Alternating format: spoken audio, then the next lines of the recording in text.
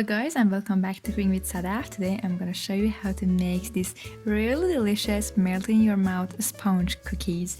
They are so soft and fluffy and easy to make.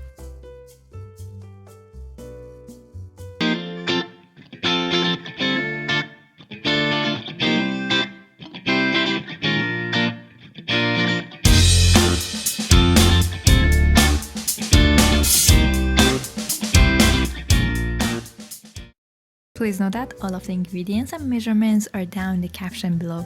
First, we have to make our meringue base, which is using room temperature egg whites. To them, I am adding a little bit of apple cider vinegar. You can use other types of vinegar or cream of tartar if you like. Then start slow, then increase the speed of your beater. Of course, you can use a stand mixer too. And gradually, after you have seen that the egg whites are bubbled up a little bit, add your sugar. Don't add them all in once. Drizzle them slowly throughout beating process. This is very important. And pro tip here, always separate your egg whites from the yolks when they are cold, and then let them be in room temperature so you won't risk the breakage of the yolk into your egg whites.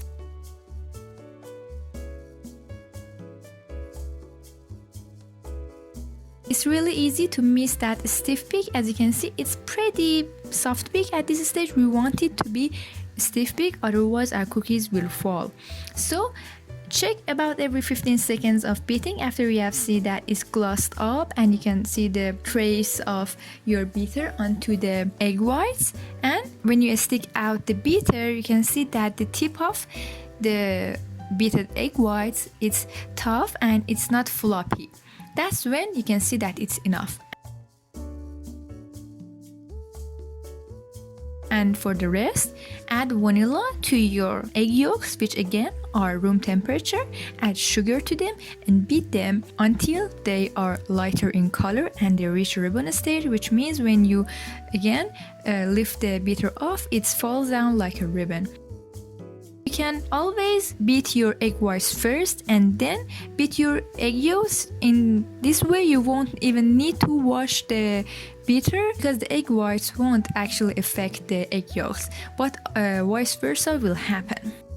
Then we want to lighten our egg yolks, so we will add about a dollop of our egg white mixture to our egg yolks and carefully, using our spatula, we will fold it together to aerate it and make it a little bit thinner and lighter so it's ready to add to our egg white mixture. If we add it straight away, it will collapse all of our beautiful air bubbles that we have made.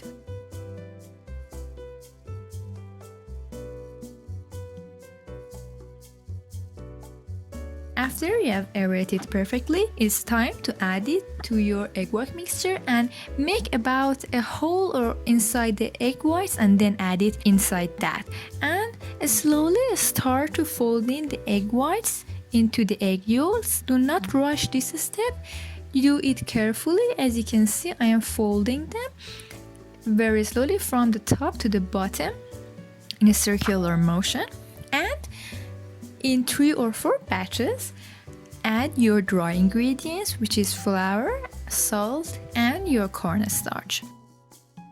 Make sure that you are sifting the dry ingredients perfectly. We don't want any lumps.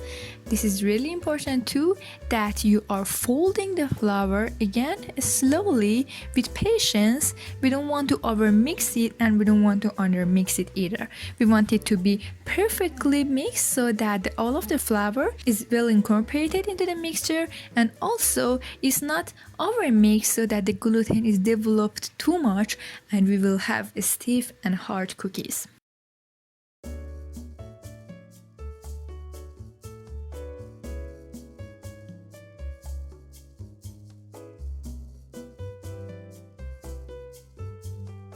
After you're continuing to add your dry ingredients to the egg mixture, you can see that the batter is actually starting to coming together and it's getting kind of stretchy and sticky. That's what we want. That's where the gluten is starting to develop and it's getting a structure to our mixture.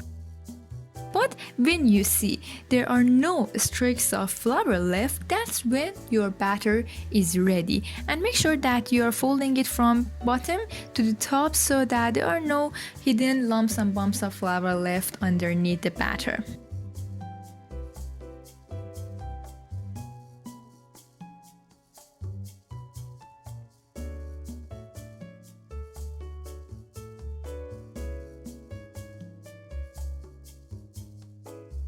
Prepare your piping bag into a glass and then with a spatula add some dollops of your cookie batter into the piping bag. You can use either types of piping tapes, but it's not necessary because this will have a classic round shape. Just cut the tip of the piping bag with a scissor, just enough that it's not too thin or too big, and you can control it.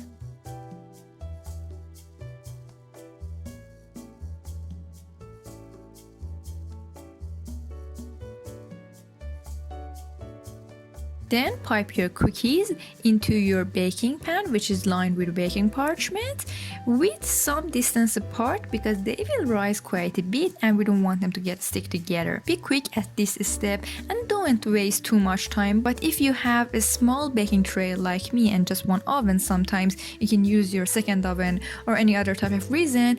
Don't worry about the batter. You can leave it in a cool place until the rest of them are baking.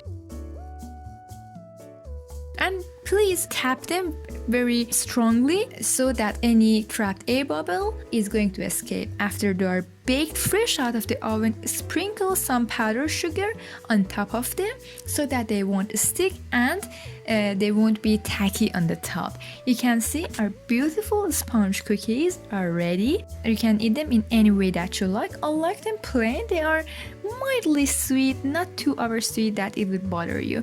But they are also great with tea. They are great tea cookies. You can make them for your afternoon tea. You can put some jam or even some marmalade, some cream, any type of frosting that you want in between them. I hope you have enjoyed this video. Please don't forget to subscribe to my channel for more deliciousness if you like. And please tell me what other recipes do you like me to make. I will read all of the comments. Thank you so much for watching and I will see you in the next video. Bye!